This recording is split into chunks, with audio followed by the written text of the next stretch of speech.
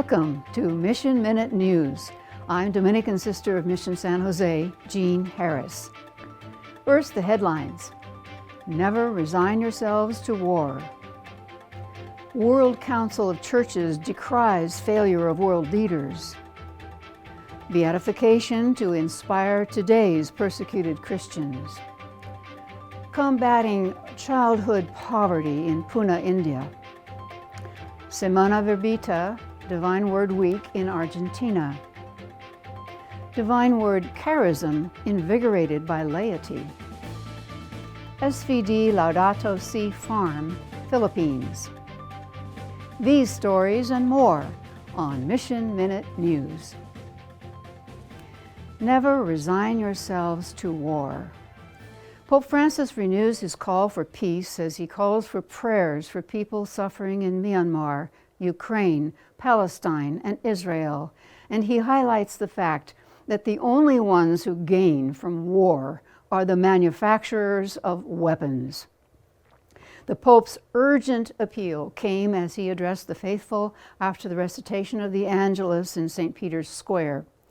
Peace is possible. It takes goodwill, said Pope Francis, and he implored men and women of goodwill never to resign themselves to war. Peace is possible. Reiterating his belief, already voiced on many occasions, and repeating the word always, the Holy Father cried, "War always, always, always is a defeat," noting that the only ones who profit from conflict are weapons manufacturers. Shining the spotlight on Myanmar, where an escalation of hostilities between the country's military junta and ethnic minority armed group, the Arakan Army, have spread to various townships where civilians have been caught in the crossfire, the Pope said, "I renew my closeness to the dear people of Myanmar, who unfortunately continue to suffer from violence and suppression. I pray that they will not be discouraged and always trust in the Lord's help." The Pope also urged, "Let us continue to pray for the tormented Ukraine and for the people of Palestine and Israel." World Council of Churches decries failure of world leaders. As the Israel-Hamas war continues, the World Council of Churches joins worldwide calls for a humanitarian ceasefire and urges the international community to re-engage for a just and sustainable peace in the Holy Land. In a recent statement by the WCC Executive Committee, as it concluded its annual meeting in Abuja, Nigeria, the ecumenical body expressed deep concern over the growing toll of death, destruction, and trauma inflicted on innocent civilians on both sides. The statement decried what is described as the abject failure of the international community and of political leaders in the region to stop the endless cycle of violence and suffering in the Holy Land. The committee once again condemned Hamas terrorist attacks on Israel, expressing shock and outrage at the killing of innocent civilians, including children, and the use of hostages and civilians as human shields. It also condemned what it called Israel's disproportionate retaliation in Gaza, criticizing the indiscriminate targeting of civilians, hospitals, churches, and mosques, which so far have caused over 11,000 deaths and injured at least 37,000 people, mostly women and children. The statement further noted unprecedented levels of violence against civilians, schools, and communities by both settlers and Israeli armed forces in the West Bank, and decried the closure of access to Palestinian villages. The WCC governing body highlighted the potential intergenerational consequences of the trauma experienced by children in both Palestine and Israel. It therefore appealed for respect by all parties for the God-given life and dignity of every human being. as well as for the principles of international humanitarian law, demanding the immediate, unconditional release and safe return of all hostages, along with an immediate ceasefire and the opening of humanitarian corridors. The committee also expressed grave concern over the proliferation of hateful acts and expressions of anti-Semitism and of hatred of Arabs and Muslims in the region and the wider world as a consequence of the conflict. The Edifications to inspire today's persecuted Christians. On November 18th, Pope Francis recalled the beatification the day before in the Archdiocese of Seville of 20 martyrs killed for the faith during the Spanish Civil War. The Pope referred to the beatification of Father Manuel González Serna and 19 of his companions who bore witness to Christ until the end. May their example comfort the many Christians who are discriminated against because of their faith in our times, the Pope said. The beatification ceremony in the Seville Cathedral was celebrated by the prefect of the Dicastery for the Causes of Saints, Cardinal Marcelo Semeraro. The new blesseds endured martyrdom for the faith in 1936. 10 priests, 1 seminarian, and 9 lay people, including 1 woman, a housewife who worked with the parish.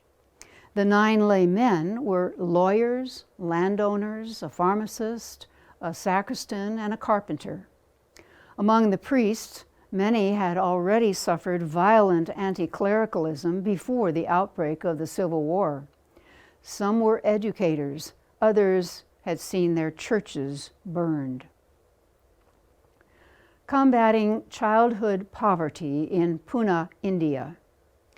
To combat the grave issues of childhood poverty, Sarva Seva Sangh organized a 3.2-mile short marathon in Pune, India on October 8th. Sarva Seva Sangh is a charity operated by Divine Word missionaries in the India Mumbai province. The race drew more than 500 participants, including missionaries and students from Divine Word Seminary in Pune. The marathon's primary goal was to create public awareness about the perils faced by begging children who are susceptible to accidents, substance abuse, and early addiction. These children often lose access to education and the simple joys of childhood.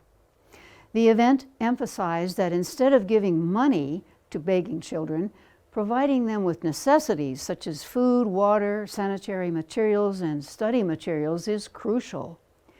Doing so can prevent children from being trapped in a life of begging. Semana Verbita, Divine Word Week in Argentina. Earlier this fall, Verbo Divino School in Pilar, Argentina, hosted Semana Verbita, Divine Word Week. During the week, teachers took on classroom projects reflecting the identity and sense of belonging necessary for the students, educators, and families to continue growing as faithful people engaged in the world. For this year's Divine Word Week, high school students worked with the premise in response to the cry of the poor. With contributions from the departments of natural and social sciences, religious formation, the school's social worker, and the teachers, students explored potential solutions to poverty. The primary school instructors presented an immersive exhibit using artificial intelligence rooted in the figures of St. Arnold Jansen and St. Joseph Fernandez. For the school's youngest students, this was an easy way to learn about the origin and history of the Divine Word missionaries. The students enthusiastically visited the exhibits and completed classroom projects. Divine Word Charism invigorated by laity. The lay missionaries of the Argentina East Province recently celebrated their first year of dedication to upholding the spirituality and charism of the Divine Word missionaries. This journey was observed through a series of events that began July 30th at the San Alberto Magno Parish in Puerto Rico. Gathered there were the lay missionary associates and friends of Argentina East. The day featured a theatrical prayer performance by a group from El Dabar, led by the spiritual guidance of Father Lasuhari Augustine Roberto Kitajima, SVD. The celebration continued in September as the lay missionaries paid homage to Divine Word priests and brothers on the eve of the 148th anniversary of the foundation of the Society, September 8th. The observation commenced at 7 p.m. with a Thanksgiving Mass followed by a joyful dinner show featuring talented artists. Lay groups representing various regions across the province joined in the celebration, standing alongside their pastors, vicars, priests, and brothers who have been steadfast companions in their journey as lay missionaries. SVD Laat Sea Farm, Philippines. On September 16th, CNN Philippines aired a special building episode showcasing the SVD Laat Sea Farm in Tagaytay City. This hidden treasure was introduced as a spiritual haven, a place to connect with nature and faith. The farm, begun during the pandemic, has evolved into a remarkable project combining agriculture, spirituality, and community empowerment. SVD Father Samuel Akarakar, the driving force behind the farm, explained that it started as a response to the food production crisis during the lockdown. With support from the Philippine Department of Agriculture and benefactors, the farm now offers a wide range of organic produce, including high-end and native vegetables. Father Samuel expressed gratitude for the government's support in developing the farm's infrastructure and highlighted its dedication to helping the community. Celebrating the first U.S. seminary for Black seminarians. The first 4 African Americans to be ordained Catholic priests at St. Augustine Seminary in Bay St. Louis, Mississippi, 1934, stood tall in the midst of segregated times, said retired Bishop J. Terry Stibe of Memphis during the seminary's centennial celebration. "These are men who are role models for us," the bishop said during the Eucharist celebrating the event. Located in the Diocese of Biloxi, the seminary was originally established by the Society of the Divine Word as the Sacred Heart Preparatory Seminary in 1920 in the Mississippi Delta city of Greenville. In 1923, the seminary moved to Bay St. Louis on the Gulf of Mexico between New Orleans and Biloxi, and on May 23, 1934, ordained its first class of 4 men to the priesthood at St. Augustine Seminary: Anthony Borges, Maurice Roussevet, Francis Wade, and Vincent Smith. An article provided by Terrence Dixon, editor of Gulf Pine Catholic, newspaper of the Diocese of Biloxi, reported that up to its closure in 1968, the seminary had produced numerous priests, 9 of whom later became bishops, including Bishop Stibe, principal celebrant of the special Centennial Mass October 29th on the grounds of the seminary, which now serves as a retreat center for the southern province of the SVD. The opening day of the seminary, September 16, 1923, was a red-letter day in the annals of St. Augustine Mission House in Bay St. Louis, said Bishop Stibe. It was the day of dedication of this new mission house, and In the history of the Catholic Church among the colored people of America, the day of the opening of the first seminary for young men of their race with a vocation to the priesthood, a day that will long be remembered as an epoch-making forward step. The Reverend Paulus Budi Claydon, Superior General of the Society of the Divine Word, who traveled from Rome to take part in the centennial, said that the seminary's legacy is a permanent call to fight against all kinds of segregation and discrimination, which, like a virus, can quickly enter a person or group unaware and affect our way of thinking, judging, and acting. He added that celebrating this centennial is a privileged moment for all the SVD to recommit ourselves to live and promote interculturality, which is our heritage, commitment, and mission. We give thanks for the St. Augustine Seminary, a building that stood majestically and tall for over 75 years, and celebrate proudly the many religious brothers and laity who worked and ministered here on this sacred ground 25 to 100 years ago, despite the odds, Bishop Stive said. Brazil's 5th National Missionary Congress. The 5th CMN, National Missionary Congress, brought missionaries from all over Brazil to the Archdiocese of Manaus from November 10 to 15 to celebrate the theme, Go from the local church to the ends of the world, and motto, Burning Hearts, Feet on the Journey. SVD Father Milan Nezovic, an alumnus of the Chicago Province Theologate 2011 and Missionary Secretary of the Brazil North Province, attended along with 5 laywomen from parishes he had served, Erica and Bruna from São Sebastião Barra Mansa Parish, and Lucia Valdenice and Micaele from São João Batista Gama Parish. Father Milan writes, the 5th CMN aims to promote the ad gentes mission of local churches, following a path of listening to the Holy Spirit in order to achieve a true missionary conversion of our ecclesial communities to the ends of the world.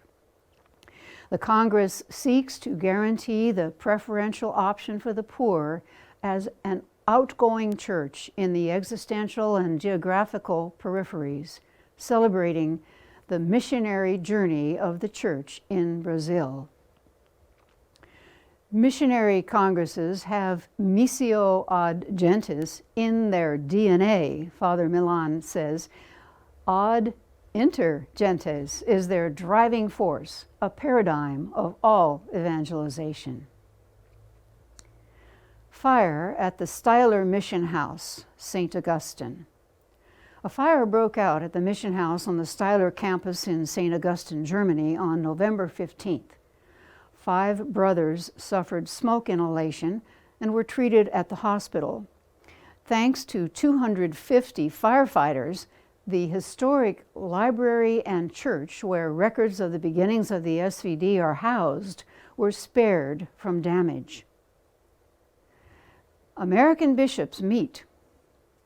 At their fall meeting earlier this month, November 13 to 16, the U.S. Conference of Catholic Bishops treated a number of topics, some hot, some not so. Among the topics considered were the 2021 to 24 Synod of Bishops, the U.S. Eucharistic Revival Initiative and National Congress, the Institute on the Catechism, the recently launched mental health campaign, the beatification and canonization of the founder of the Paulists, Isaac Thomas Hecker, the naming of St. John Henry Newman as a doctor of the Church, and the Bishops' Committee Against Racism. The bishops were expected to discuss and vote on several action items, including a new introductory note and materials supporting their 2015 teaching on the political responsibility of Catholics called Forming Consciences for for faithful citizenship, the approval of a framework for indigenous ministry, some items on liturgical texts, and replacing their current 4-year strategic plan, created anew by the body and blood of Christ, source of our healing and hope, ending in 2024 with a newly proposed mission planning process. Many of the bishops' sessions were live streamed on USCCB's social platforms. Watch for follow-up activity and reporting at all major Catholic news outlets. The next regular meeting of the bishops will occur in June 2024. An odd response. In an October 19th article, the editorial staff of the NCR commented that the American bishops had given an odd response to the latest papal exhortation on the climate crisis, Laudate Deum. The bishops should have been especially proud and happy that the first quote referenced in the 27-page document was from a 2019 U.S. bishops' document, Global Climate Change Background, declaring the gravity of the crisis. But no, the response was only a dull statement from the bishop's communications person, not even from a bishop, that members of the conference, quote, look forward to spending some time with the exhortation in prayer and identifying ways to continue their shared witness on behalf of God's creation. No enthusiastic welcoming of the work, as had been done for previous exhortations in 2013, 16, 18, 19, and 20. No encouragement for the faithful to read this message from the Pope. In a word, NCR's editorial staff labeled the bishop's response underwhelming. Could the U.S. bishops be so overwhelmed by the current synod, leaving no energy for other issues? With Daniel DeLeo of the Justice and Peace Studies program of Creighton University, we wonder if the response was trying to hold the bishops to their standard. With the NCR, we then wonder if their future handling of the climate crisis and its human suffering will be similarly underwhelming. Chasing the challenge of global warming. In the realm of satellites circling Earth, there's yet another new one on the horizon. But if you're with Pope Francis in his efforts to alert people to the crisis of our overheating planet, as well as solving the crisis, you'll be happy to hear about a brand new satellite called MethaneSAT, a project of the Environmental Defense Fund.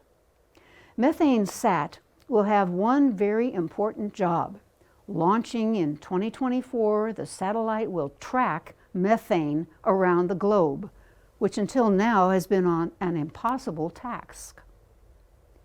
So why should we care about tracking methane?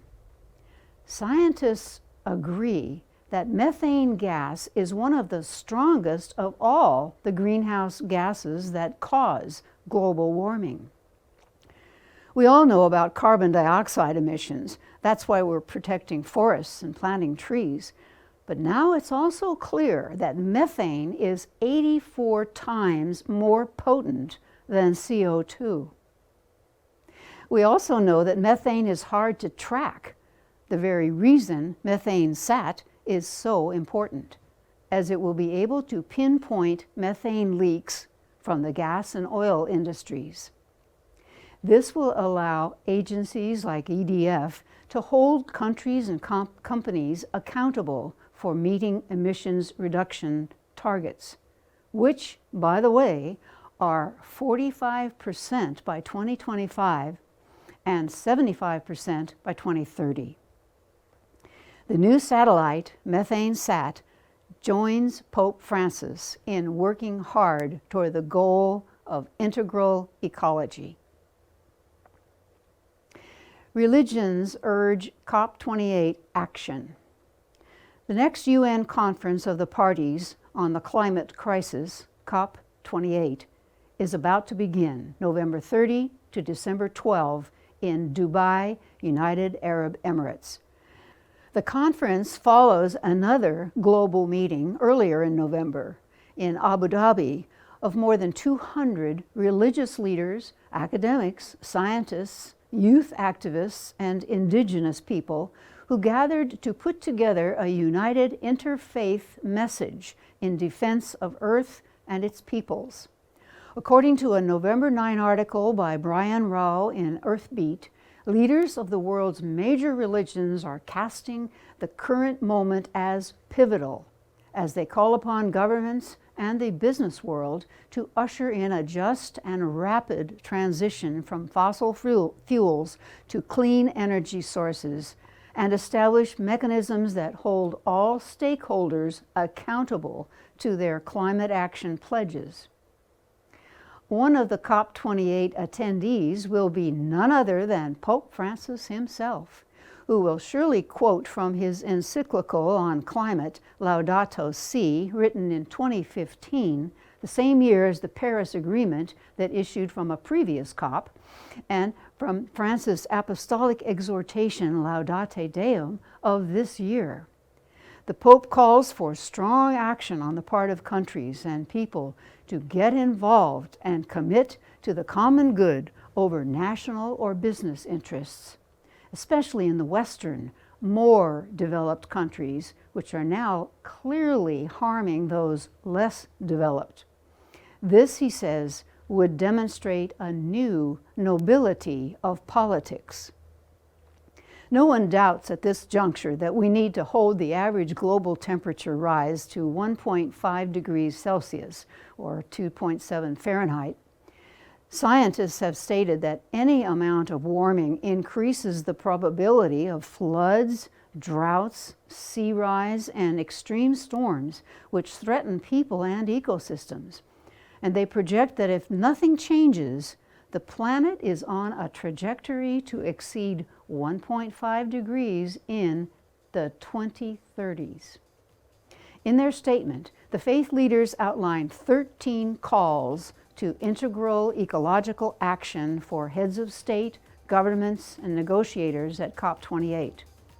Supported by UN Secretary General Antonio Guterres, they urge and demand that we act swiftly, collaboratively, and resolutely to heal our wounded world and preserve the splendor of our common home. If you have a comment or question about any of our stories, please email us at missionminutenews@wordnet.tv. You can also post your comments below each video on YouTube. We promise to respond. Please subscribe to our YouTube channel and click on the bell icon. Share with others about the channel and the variety of programs you enjoy there. Please join us every Wednesday for our online Eucharist and Adoration of the Blessed Sacrament and Benediction, starting at 11 a.m. Pacific Time. You can always catch it later on YouTube if that's not a good time for you. Also, send us your prayer intentions for Eucharist by contacting us by phone at 909-383-4333 or sending an email to mail@wordnet.tv. This is Mission Minute News. Until we meet again, stay safe and well, and may Jesus' love for you make you smile.